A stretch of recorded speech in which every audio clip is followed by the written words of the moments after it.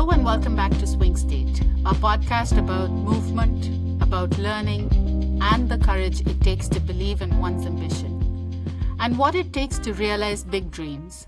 This show is for people building their careers and their lives around purpose, sometimes through reinvention, sometimes through resolve. Because resilience doesn't always look like recovery. It looks like staying the course with clarity, patience, and the quiet courage to pursue something for decades. If you're someone who's navigating complexity or simply trying to live and lead with more clarity and purpose, this space is for you.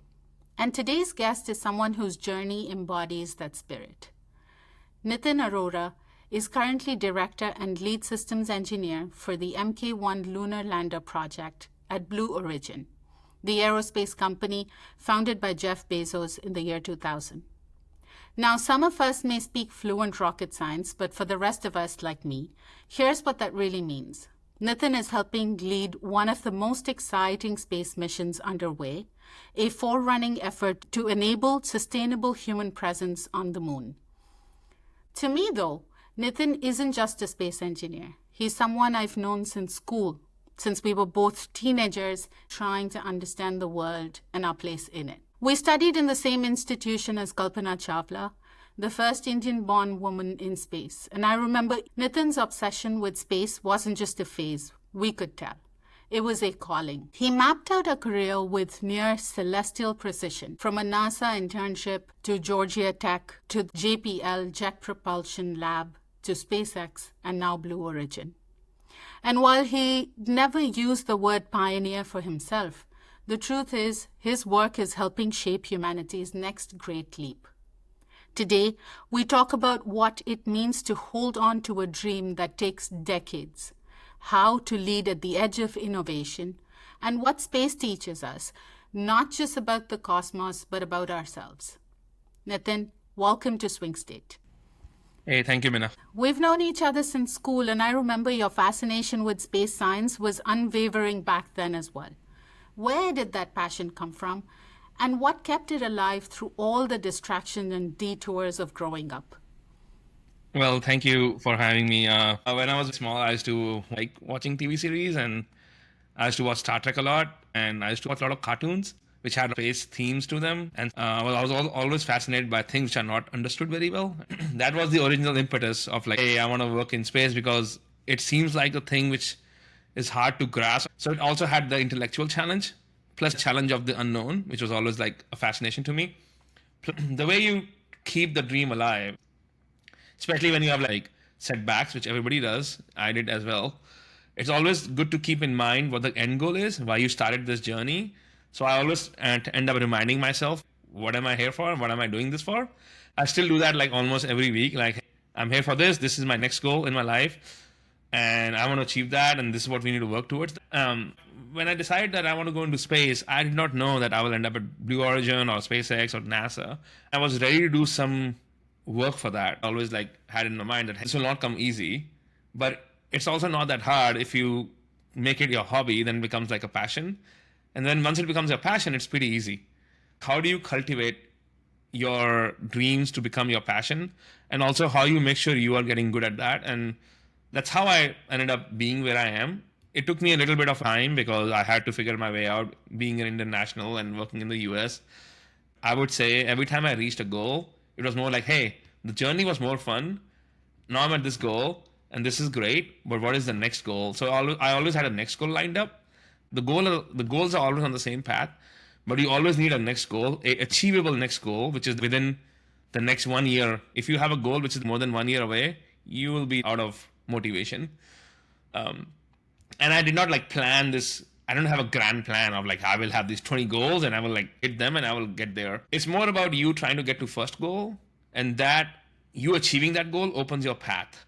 And then you will see 5 more options, and then it's all comes down to you picking an option and moving ahead, and you having the confidence that you will pick an option which will be good enough. And I probably may have picked better options if I would have been more careful, but this is the option I picked, so this is where I am. How old were you when you started watching those cartoons? I was like 10 years old, 11 years old. Okay, pretty impressionable. I was a very bad student. Like, I was not a good student in school. I was like average, and and I didn't really care about studying too much, but I always liked space. But I never had a chance to study space until I got into college when, as you know, I started doing it myself. So it was also about me finding my passion. And that, to me, that is so important that you have to find your passion.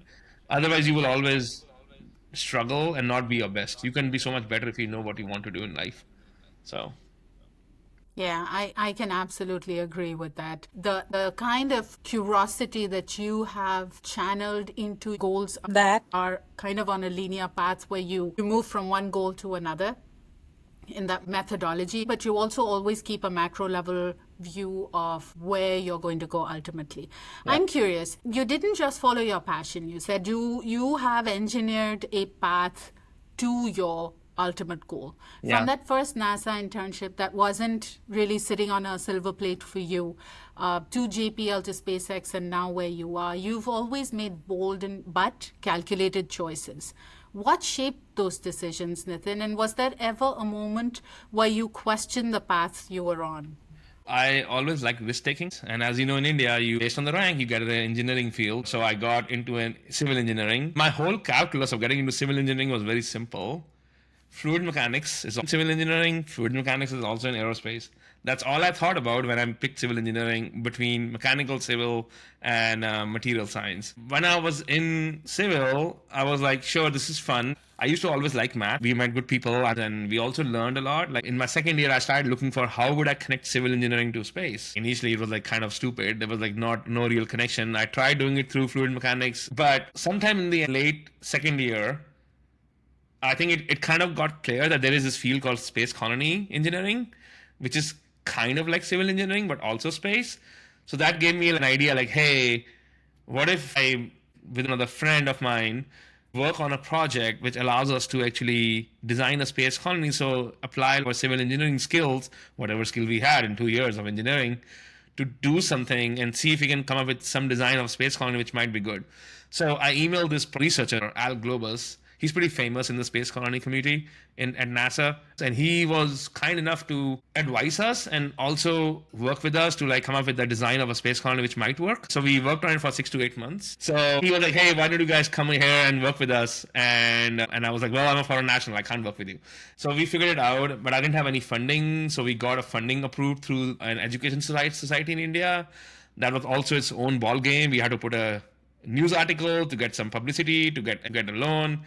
So again, if you really want something, things start falling into place. So that fell into place by itself about like us getting the loan to actually go to the US, because both me and my friend's family, we couldn't really afford a trip to the US for a month. Um, so it was an unpaid internship. We went to the US. We worked with Al Globus for a lot longer. We got much better understanding of what of the space colony stuff. We released the design. We called it Kalpana One. It was named after Kalpana Chawla. You can search for it on the internet. It has too many videos, which I don't think it should. And then I realized all the calculations were wrong, but they were like mostly accurate, but they were not exactly accurate. Hindsight 2020, it still was good enough for me to understand and appreciate space colony design and what will be like working in a space industry. And that actually made me more excited to work in that. So that achieving that one small goal made me hungry for the next goal. So it's like a ladder which you climb, but you can only climb that ladder if you're ready to take the first step. So the first step was hard because I was trying to work in shadows, and it could have gone very south. Like I could have like messaged a bunch of professors, nobody would have replied. I did remember emailing 70 to 80 research engineers at NASA and ISRO, and 5 people replied. 2 years later, I went to Indian Institute of Sciences to another professor that was also in aerospace, and he was working on fluid dynamics. So the way we connected that was we were like, how can we use fluid dynamics but for civil engineering? So we were like, well, can you model traffic with the same equations as you will model fluid flow? Because if you look at it from 1,000 feet perspective, a traffic flowing on the road is very similar to how fluid flows through arteries with like blockages.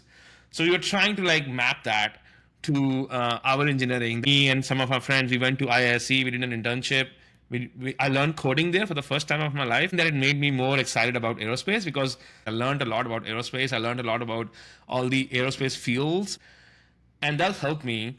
And I had a plan. The plan was like, hey, I need to get into aerospace masters.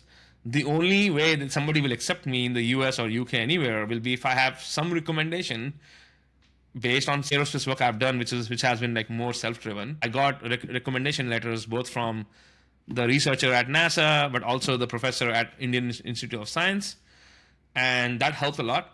And I also wrote a statement of work, which was very honest. I basically said, I don't have any background. I'm a civil engineer, but I want to do this because I have a really big passion for it. And, I'm happy to work harder, take double the classes if you want, but I would like to get in. So I made a very open, honest letter of purpose. And then I did not hear back from a lot of colleges when I applied. So, and I was like scared. I was like, okay, shit, this will not go very well. So I had to do something. Like, I could not just like wait until every college denies me.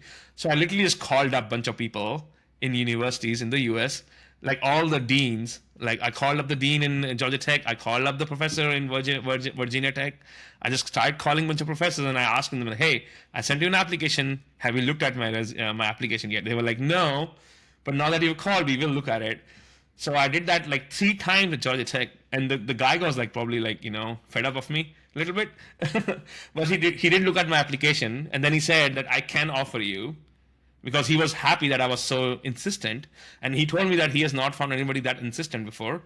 So that actually kind of worked. So that's one lesson that I've learned, is like, you have to be proactive, and sometimes annoyingly proactive in certain things you want, because otherwise people will not see that you really want it, and you have to show that you really want it. You can't imagine or assume people will somehow know that you want it. A lot of people say that person should realize that I want this because I've been like working this for 5 years. Like, no, go tell them that you want it. If you don't tell them, the chances of success are lower. So why would you reduce the chances of success? So that's what happened. And he called me and said, okay, we can give you an offer, but we can't give you an internship. And your area will be in structures because you're a civil engineer. And I was like, fine, that's my foot in. There were like 3 moments where I did question the path. The first was when I got all the rejections in the beginning for all my universities when I applied for masters. And even though I was offered a couple of jobs, I denied them. And then I got like a bunch of rejections. So that was kind of a little bit of a problem. And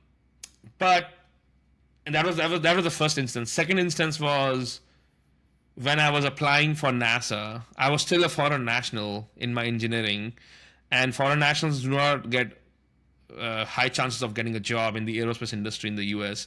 I applied to a bunch of companies like Orbital ATK, Northrop Grumman, Lockheed.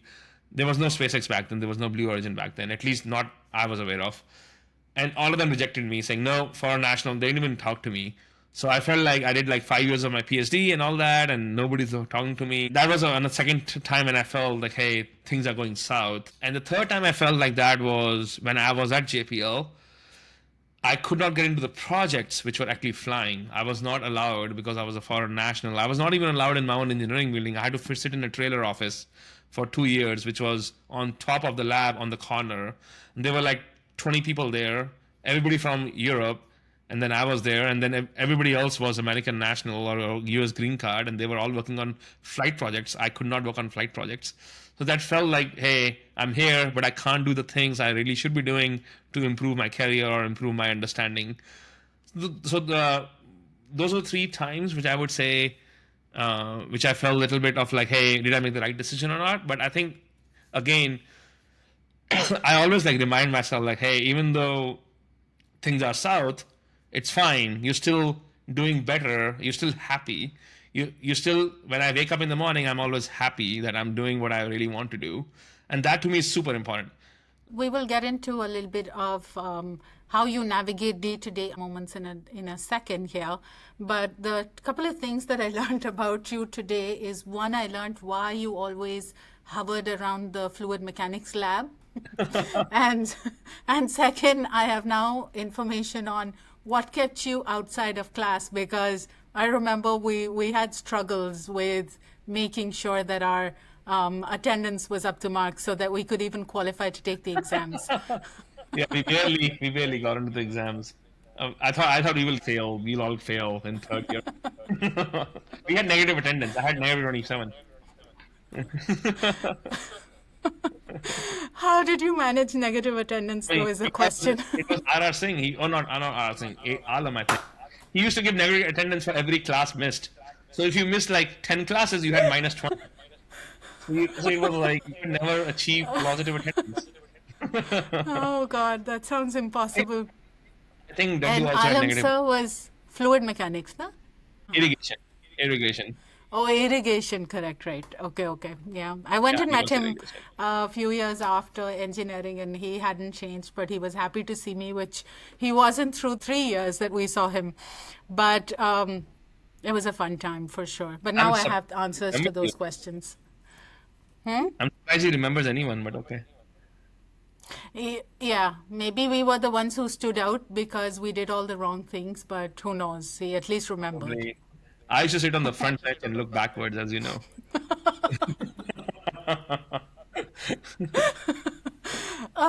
Okay, let's go back to the, Blue Origin for a second, and I wanted to talk about your project that you're on. The Mk1 lunar lander is obviously technically ambitious, complicated, and probably a very high stakes mission. Can you walk us through maybe just a very high level what the mission is and why it matters for the future of space exploration? Yeah, a lot of this is very public knowledge, but Mark 1 is Blue Origin's first lunar mission.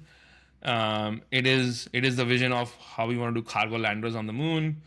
It is also a massive risk reduction for our human program, which is we are part of the Artemis program as well, Blue Origin.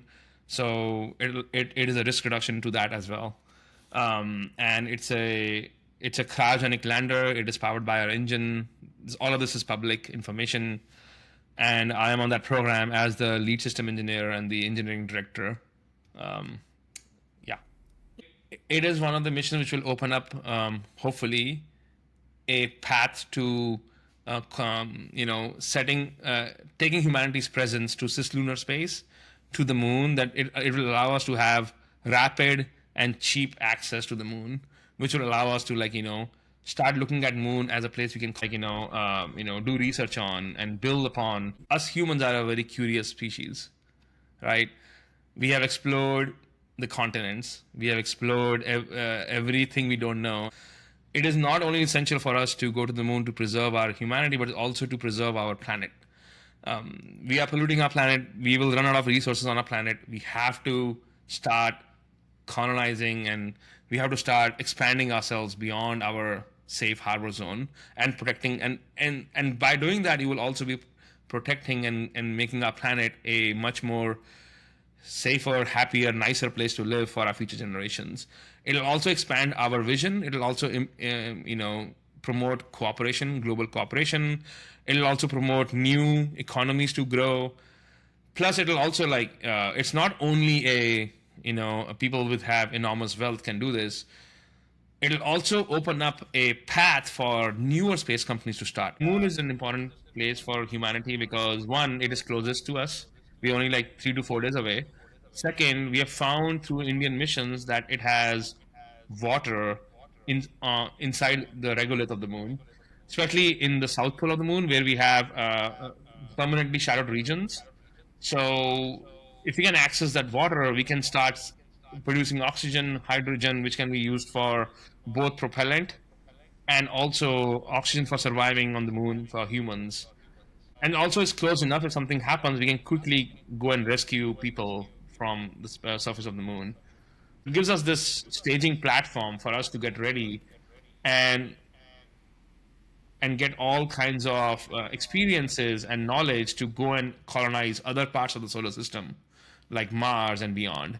For our listeners who might be a little less familiar with the terminology that Nitin is using, I am leaning on publicly shared information here in terms of why human presence on the moon is strategically important. And just summing up exactly what Nitin spoke in 5 major areas. Number 1, it is a training ground for Mars and beyond.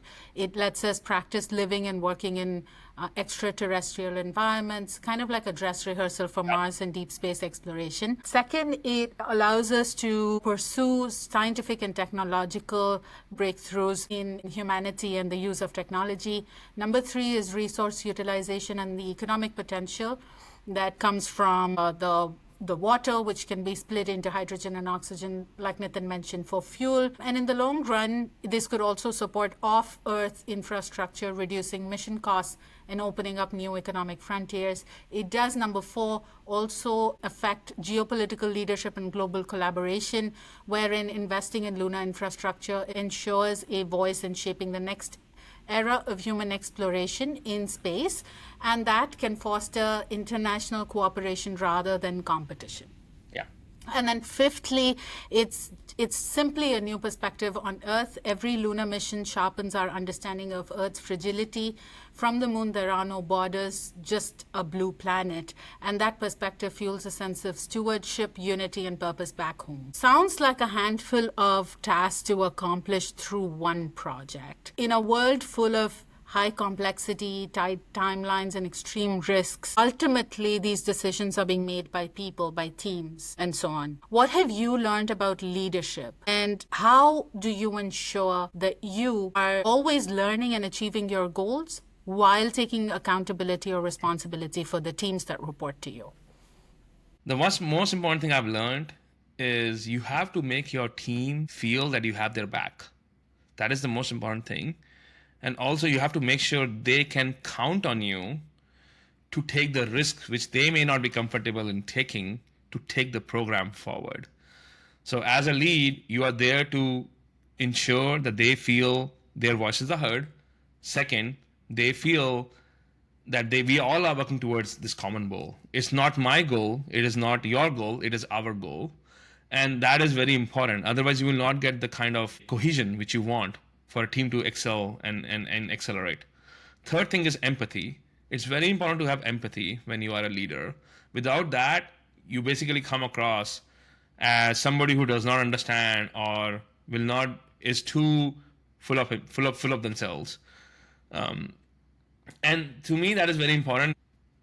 Because we are in such a high stress environment sometimes, we're working late hours, we're working on tight deadlines, having an empathy, having an understanding that everybody is a human, they all have challenges, they all have constraints, it gives you perspective that you're able to work around those and work with them to allow them to succeed. Another thing is, as a team lead, I always want people on my team who are smarter and better than me.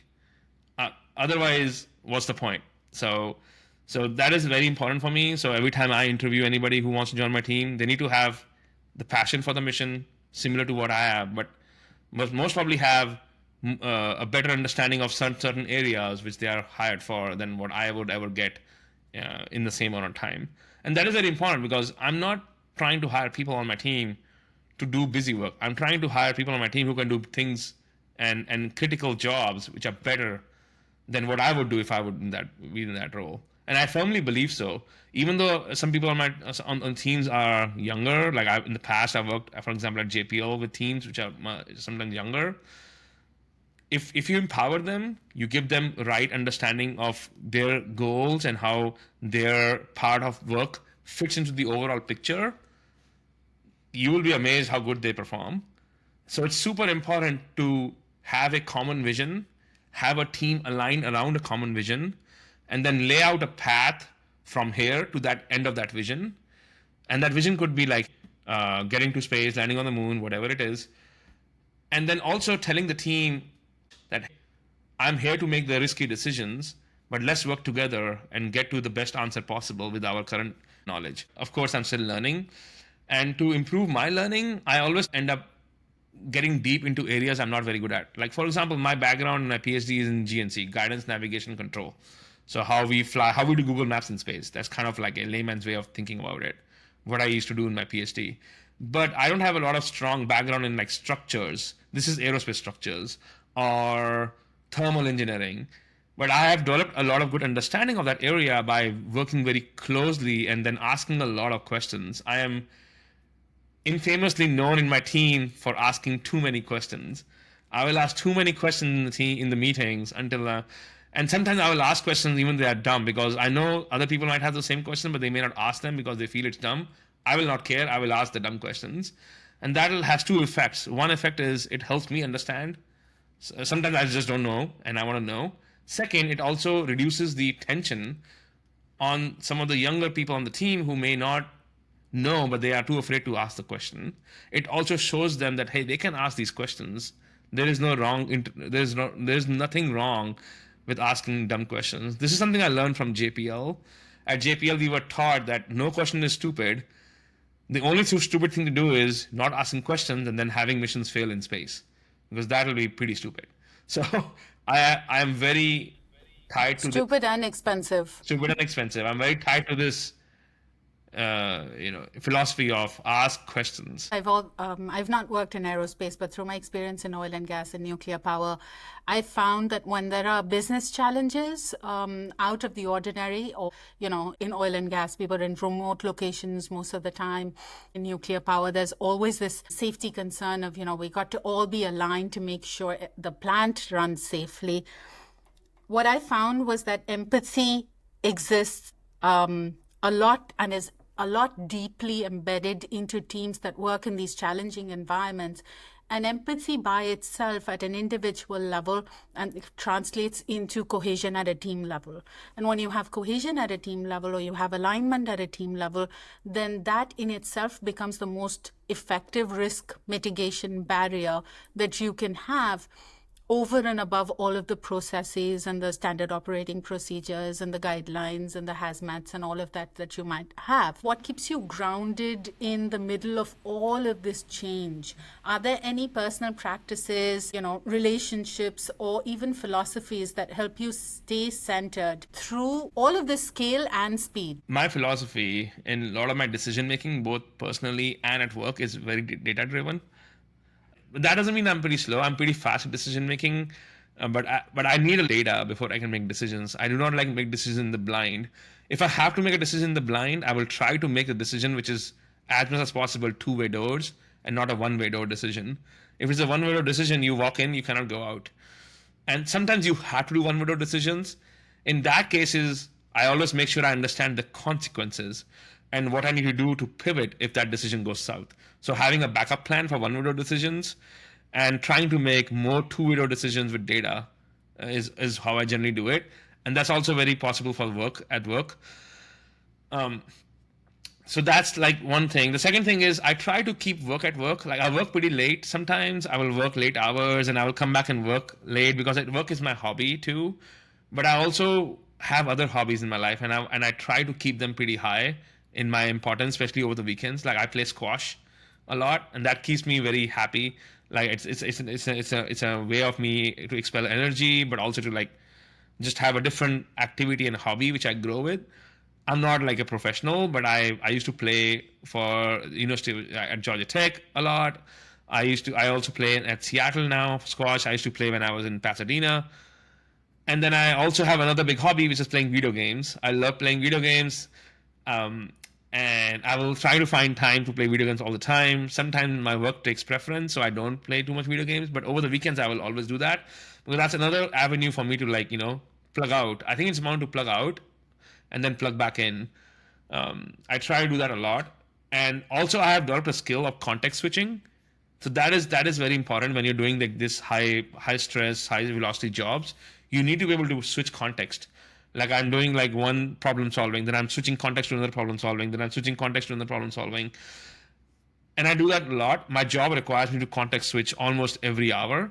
If I can't do that properly, I will fail at my job. I do not take any stress. Like even if things are going south, I will not be stressed. I'll probably be happy and laughing and having fun. Because in the end, if you look at the bigger picture, sure there is stuff going wrong. I'm living a dream to like, which I imagined when I was a kid. What could be better than this? So why are you like angry or stressed? So I generally like remind myself of those things and I don't get that stressed. And typically I've realized that when you're less stressed, you find a better solution to the problem than when you're stressed. So then stressing is illogical in my view. And you may still have stress. Like I have stress specifically when it comes to like, my family, then I'm more stressed.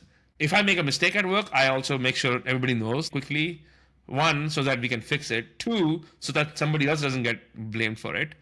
So that also reduces stress. And we have a very open environment. We can talk about things which are going wrong. For our listeners, just for a hot second here, context switching that Nitin referred to earlier on is the act of shifting your attention from one task to another.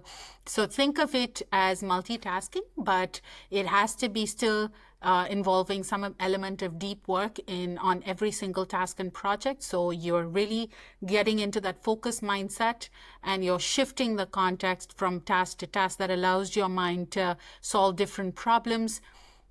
Keeps your critical thinking and your problem solving skills always fresh.